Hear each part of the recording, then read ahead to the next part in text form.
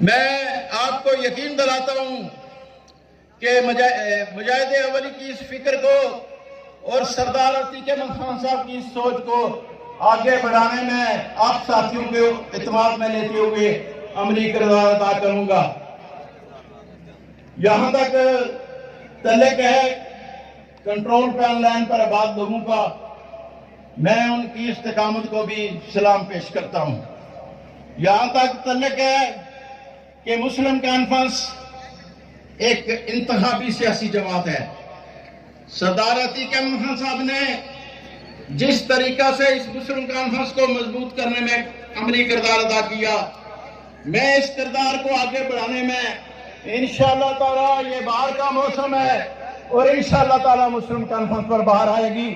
آپ ساتھیوں کی جو مجھے مدد چاہیے اور سردار عتیق احمد خان صاحب کی رہنمائی اور قیادت چاہیے۔ یہ میری خوش قسمتی ہے کہ جس طرح قائد محترم کو یاد ہوگا جب پہلی دفعہ آپ صدر بنے تھے اور میں نے آپ کا نام تجویز کیا تھا اور میں نے اس کنونشن میں یہ تقریر کی تھی کہ یہ آپ کی خوش قسمتی ہے کہ مجاہد اول کی جو ہے رہنمائی اور شفقت آپ کے سر پر ہے۔ یہ میری بدقسمتی ہے کہ مجاہد اول یہاں موجود نہیں، لیکن سردار عتیق احمد خان صاحب کی شکل میں مجاہد اول کی اس سوچ کو آگے بڑھانے میں عملی کردار ادا کروں گا، اس یقین کے ساتھ کہ مسلم کانفرنس کے ساتھیوں، جناب قائد محترم،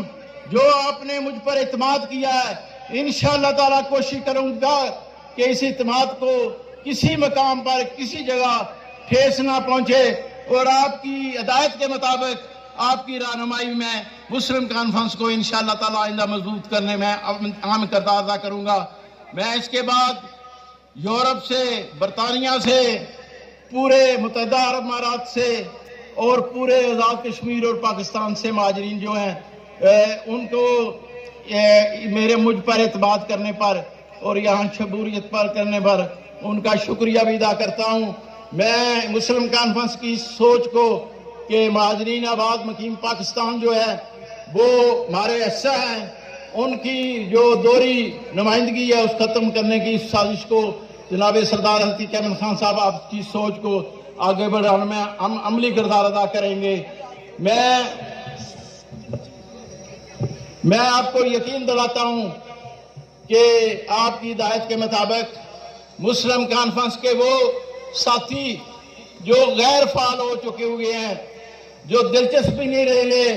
آپ سینئر ساتھیوں کی مدد سے ان کو فعال کیا جائے گا اور مسلم کانفرنس کے وہ ساتھی جو ناراض ہیں ان کو راضی کرنے میں بھی